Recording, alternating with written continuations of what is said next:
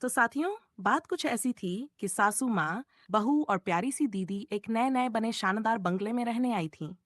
बंगला बहुत बड़ा था, चमकदार फर्श, ऊंची ऊंची दीवारें और एकदम मॉडर्न किचन। लेकिन जब उन्होंने नए किचन को देखा, तो तीनों का मन उदास हो गया। सासू माँ बोली, इस किचन में वो गांव वाली खुशबू नहीं है। बहू बोली, माँ यहाँ गैस की रोटी है, लेकिन चूल्हे की बात ही अलग होती है। दीदी उदास होकर बोली, मुझे तो हमारा पुराना गांव वाला किचन बहुत याद आ रहा है। थोड़ी देर की चुप्पी के बाद अचानक दीदी उछलकर बोली, अगर नया किचन अच्छा नहीं लग रहा, तो हम अपने नए बंगले में ही गांव वाला किचन बना लेते हैं। सासू माँ खुश होकर बोली, वाह, यही तो मैं भी सोच रही थी। बहू ने हंसते हुए कहा, तो कल से ही शुरुआत करते हैं। अगले दिन बहू गोबर और मिट्टी लेकर आई। दीदी बाल्टी में पानी मिलाने लगी और सासू माँ ने खुद अपने हाथों से चारों दीवारों पर गोबर का लेप लगाना शुरू कर दिया।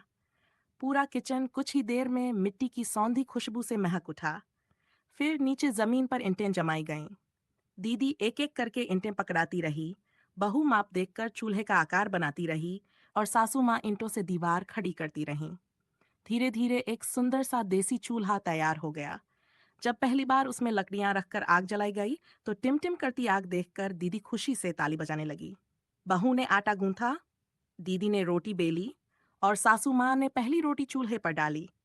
जैसे ही रोटी फूली, दीदी खुशी से चिल्लाई, देखो, बिल्कुल गांव जैसी रोटी। रोटी पर घी लगाया गया। तीनों ने साथ बैठकर पहली रोटी खाई।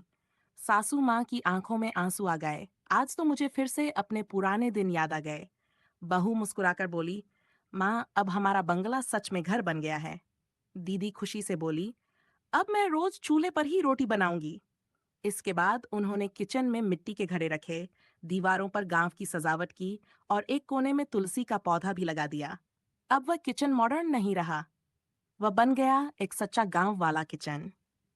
सीख, जहां अपने हाथों की मेहनत, संस्कार और प्यार होता है, वही असली खुशियों का घर होता है।